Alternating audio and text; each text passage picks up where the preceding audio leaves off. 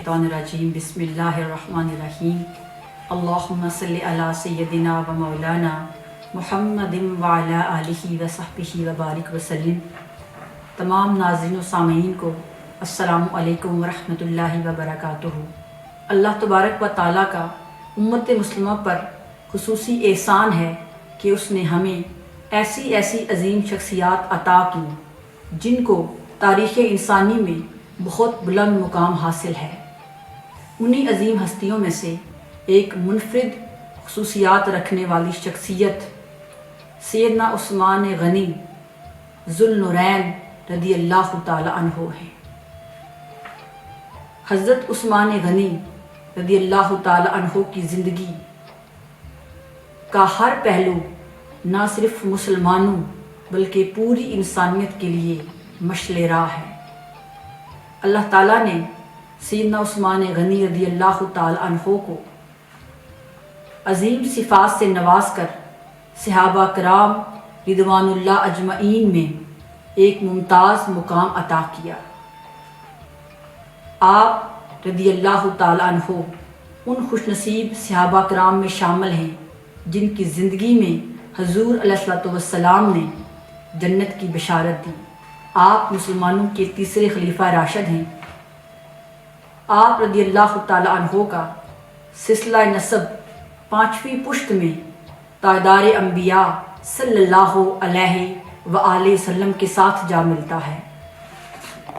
आपकी नानी मोहतरमा उम्मे हकीम हजूर अलैहिस्सलातु वस्सलाम की सगी फुफो थी।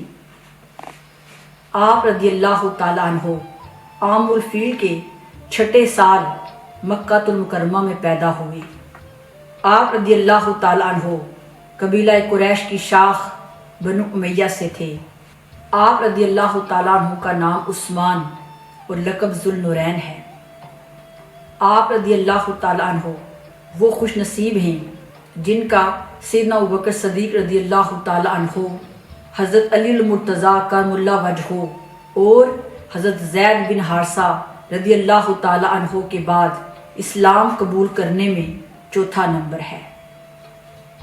कबूल इस्लाम के कुछ अरसा बाद आपका निकाह ताजदार अंबिया सल्लल्लाहु अलैहि वसल्लम की बेटी सैयदा रुकैया हज़रत रुकैया की वफ़ात के बाद सरकार मदीना सल्लल्लाहु अलैहि वसल्लम ने अपनी दूसरी बेटी सैयदा उम्मे कलसूम का निकाह आपसे कर दिया।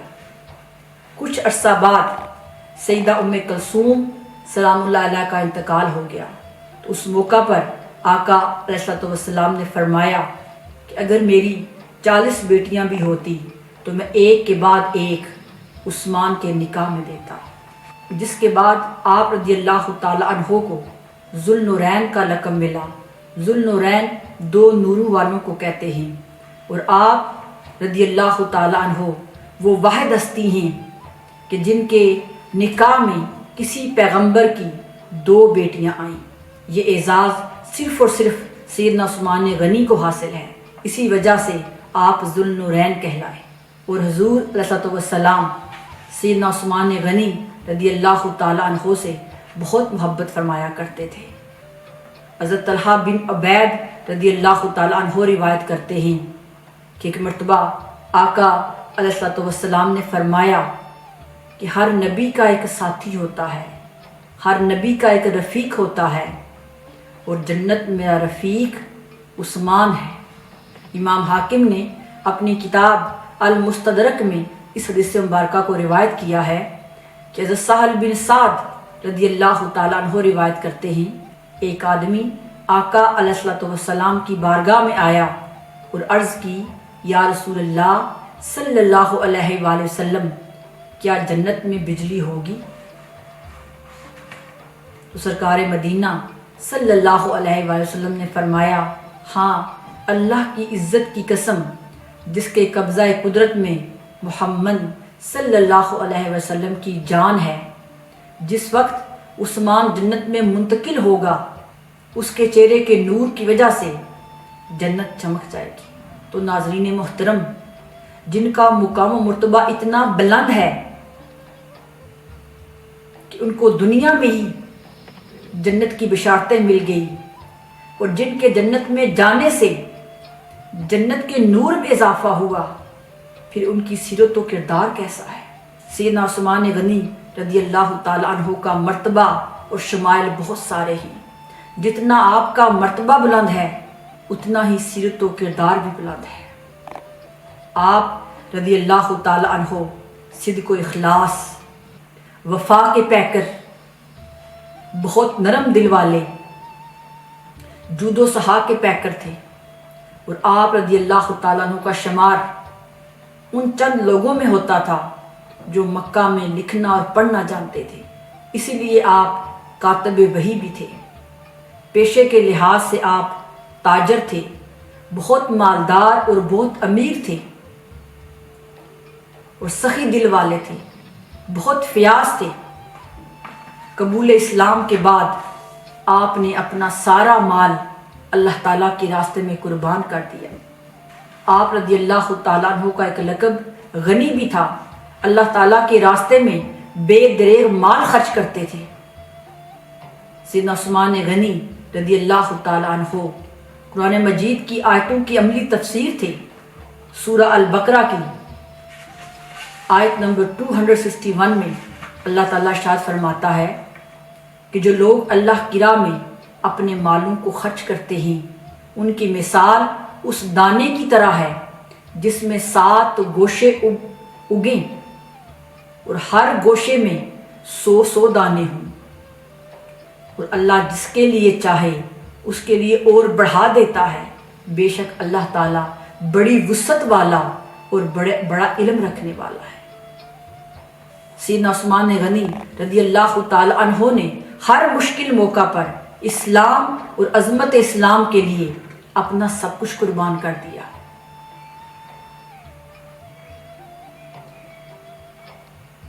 آپ جانتے تھے کہ جو دولت، جو مال اللہ تعالیٰ کی رضا کے لیے خرچ کیا جائے اس کا اجر اللہ تعالیٰ کئی 100 گنا بڑھا کر عطا کرتا ہے۔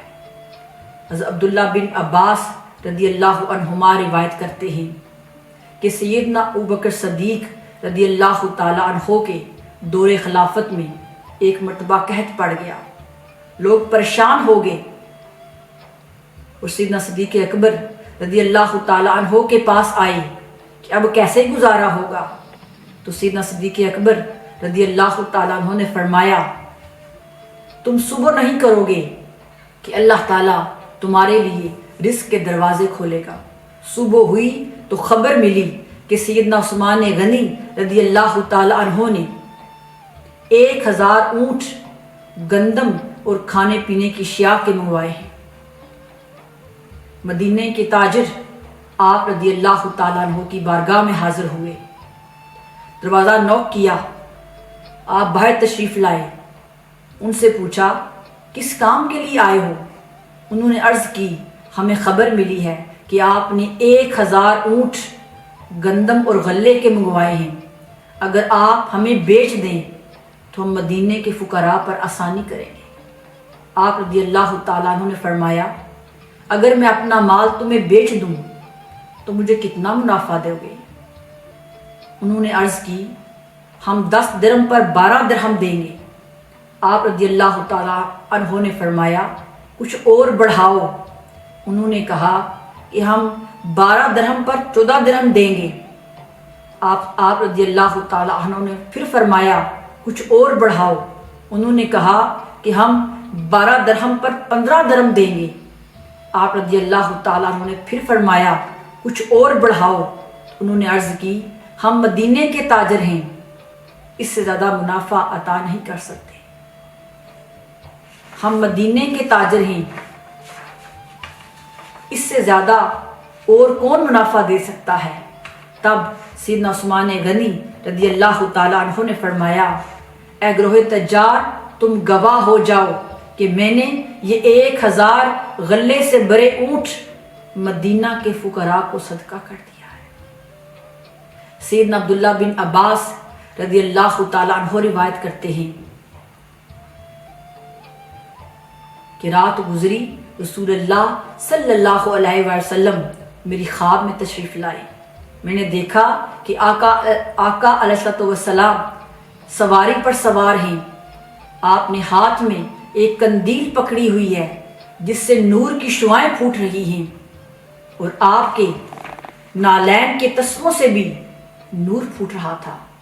میں نے عرض کی یا رسول اللہ صلی اللہ علیہ وسلم، میرے ماں باپ آپ پر قربان، میرا دل آپ کی جانب، میری محبت آپ سے بڑھ رہی ہے۔ تب آقا علیہ السلام نے فرمایا، یہ عثمان کی اس نیکی کا بدلہ ہے جو اس نے 1000 اونٹ اللہ کی راہ میں صدقہ کیا ہے، اور اللہ تعالیٰ نے اس کا صدقہ قبول فرما لیا ہے، اور جنت کی ایک حور سے سیدنا عثمان غنی رضی اللہ تعالیٰ عنہ کا نکاح فرما دیا ہے۔ میں ابھی عثمان کی خوشیوں میں شریک ہونے جا رہا ہوں۔ تو حاضرین محترم، جو لوگ اللہ اور اس کے رسول صلی اللہ علیہ وسلم کی رضا کے لیے اپنا مال خرچ کرتے ہیں، اللہ تعالیٰ انہیں پھر اتنا اجر عطا کرتا ہے کہ دنیا اور آخرت کی محتاجی ختم کر دیتا ہے۔ سیدنا عثمان غنی رضی اللہ تعالیٰ عنہ کے بہت سی خصوصیات اور بہت سے کمالات میں سے ایک وصف ایسا بھی تھا جس پر فرشتے بھی ناز کرتے تھے۔ سیدنا عثمان غنی رضی اللہ تعالیٰ عنہ شرم و حیا کا پیکر تھے۔ آپ بہت شرمیلے، بہت نرم دل کے اور بہت کم گفتگو فرماتے تھے۔ آپ رضی اللہ تعالیٰ عنہ کی صفت حیا کے بارے میں حضور پر نور نبی مکرم صلی اللہ علیہ وسلم نے فرمایا کہ میری امت میں حیا میں سب سے زیادہ سچے سیدنا عثمان رضی اللہ تعالیٰ عنہ ہیں۔ اور صحیح مسلم میں ام المومنین سیدہ عائشہ صدیقہ ایک واقعہ روایت کرتی ہیں کہ ایک دن آقا علیہ السلام گھر میں موجود تھے، آرام کے لیے لیٹے ہوئے تھے کہ آپ کی پنڈلی سے کپڑا ہٹا ہوا تھا۔ سیدنا صدیق اکبر رضی اللہ تعالیٰ عنہ تشریف لائے، دروازہ کھٹکھٹایا اور اندر آنے کی اجازت مانگی۔ آقا علیہ السلام نے فرمایا اندر آ جاؤ، اور ویسے ہی لیٹے رہے کہ آپ کی پنڈلی سے کپڑا ہٹا رہا۔ پھر سیدنا فاروق اعظم رضی اللہ تعالیٰ عنہ تشریف لائے، انہوں نے اجازت مانگی تو آپ صلی اللہ علیہ وسلم نے فرمایا آ جاؤ، آپ یوں ہی لیٹے رہے۔ تھوڑی دیر بعد سیدنا عثمان غنی رضی اللہ تعالیٰ عنہ تشریف لائے، آپ نے اندر آنے کی اجازت مانگی۔ جو ہی آقا علیہ السلام نے سیدنا عثمان غنی رضی اللہ تعالیٰ عنہ کی آواز سنی، آپ فوراً اٹھ کر بیٹھ کے اپنے کپڑے درست کرنا شروع ہو گئے۔ فوراً آپ نے اپنی پنڈلی کو ڈھانپا۔ پھر سیدنا عثمان غنی رضی اللہ تعالیٰ عنہ اندر تشریف لائے، تھوڑی دیر بیٹھے۔ جب سب احباب واپس تشریف لے گئے تو پھر سیدہ عائشہ صدیقہ آقا علیہ السلام کی بارگاہ میں عرض کی، یا رسول اللہ صلی اللہ علیہ وسلم، میں نے دیکھا کہ جب سیدنا صدیق اکبر رضی اللہ تعالیٰ عنہ اندر تشریف لائے تو آپ جو کے جو ہی لیٹے رہے اور آپ کی پنڈلی مبارک سے کپڑا بھی ہٹا رہا۔ پھر سیدنا فاروق اعظم رضی اللہ تعالیٰ عنہ تشریف لائے، تب بھی آپ ویسے ہی آرام فرما رہے، لیکن جو ہی سیدنا عثمان غنی رضی اللہ تعالیٰ عنہ تشریف لائے تو آپ فوراً اٹھ کر بیٹھ گئے، اپنے کپڑوں کو درست کرنا شروع ہو گئے اور آپ نے اپنی پنڈلی مبارک کو فوراً ڈھانپ لیا۔ تب تاجدار انبیاء صلی اللہ علیہ وسلم نے فرمایا، اے عائشہ، میں اس شخص سے کیسے حیا نہ کروں جس سے فرشتے بھی حیا کرتے ہیں۔ تو ناظرین کرام، یہ تھا سیدنا عثمان غنی رضی اللہ تعالیٰ عنہ کا پاکیزگی اور شرم و حیا کا معیار، کہ فرشتے بھی آپ رضی اللہ تعالیٰ عنہ سے حیا کرتے تھے۔ سیدنا عثمان غنی رضی اللہ تعالیٰ عنہ وہ شخصیت ہیں کہ جن سے آقا علیہ السلام بھی حیا فرمایا کرتے تھے۔ تو سوچئے پھر آپ رضی اللہ تعالیٰ عنہ کا اللہ کے ہاں کیا مقام مرتبہ ہوگا۔ تو ناظرین، حیا یہ دین اسلام کی پہچان ہے۔ موطا امام مالک میں حدیث مبارکہ ہے کہ آقا علیہ الصلوۃ والسلام نے فرمایا، ہر دین کی ایک شناخت ہوتی ہے، ہر دین کا ایک خلق ہوتا ہے، ہر دین کی ایک پہچان ہوتی ہے، اور اسلام کی پہچان حیا سے ہے۔ اور مشکوٰۃ شریف میں حدیث مبارکہ میں آقا علیہ الصلوۃ والسلام نے فرمایا کہ حیا ایمان کا حصہ ہے، حیا مومن کا زیور ہے، اور مومن کبھی بے حیا نہیں ہوتا۔ حضرت عبداللہ بن عمر رضی اللہ تعالی عنہما سے روایت ہے کہ آقا علیہ الصلوۃ والسلام نے فرمایا کہ حیا اور ایمان دونوں لازم و ملزوم ہیں۔ حیا اور ایمان دونوں کو ایک دوسرے کے ساتھ جوڑ دیا گیا ہے، اگر ان میں سے ایک چیز اٹھ جائے تو دوسری خود بخود ختم ہو جاتی ہے۔ جس شخص میں ایمان ہوتا ہے اس میں حیا بھی ہوتی ہے، اور جس میں حیا نہیں ہوگی اس کے ایمان میں کمی ہوتی ہے۔ حیا اس اچھائی اور خوبی کا نام ہے جو انسان کو ان تمام بری باتوں سے بچنے کی ترغیب دیتا ہے جو اللہ تعالیٰ کو ناپسند ہیں۔ جس میں حیا نہ ہو اس کے لیے ہر لمحہ گمراہ ہونے کا خطرہ ہے۔ حیا وہ صفت ہے جس کی بنا پر انسان پاکیزگی اور پاک دامنی والی زندگی گزارتا ہے۔ ناظرین محترم، آئیے ہم سب بھی سیدنا عثمان غنی رضی اللہ تعالی عنہ کی شرم و حیا اور پاکیزہ زندگی سے فیض پاتے ہوئے اپنی زندگی کے اندھیروں کو ختم کریں۔ یاد رکھیے، ہر دور اور ہر زمانے میں جو شخص بھی سیدنا عثمان غنی رضی اللہ تعالی عنہ کے شرم و حیا کی طرح پاک دامنی والی زندگی گزارے گا، اللہ تعالیٰ اسے عزتوں کا تاج پہنائے گا۔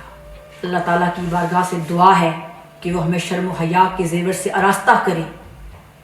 اللہ تعالیٰ ہم سب کا حامی و ناصر ہو۔ وما علینا الا البلاغ المبین۔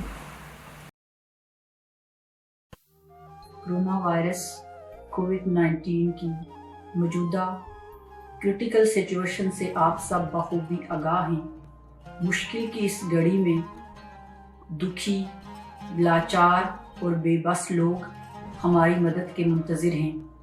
منہاج ویلفیئر فاؤنڈیشن ناروے دن رات دکھی انسانیت کی خدمت میں مصروف ہے۔ آئیے مشکل کی اس گھڑی میں اپنے زکوٰۃ، صدقات منہاج ویلفیئر فاؤنڈیشن کے فوڈ بینک میں جمع کروائیں۔ آئیے نیکیوں کے ایک سفر میں ہمارا ساتھ دیجیے تاکہ حقداروں تک ان کا حصہ پہنچے۔ بہت شکریہ۔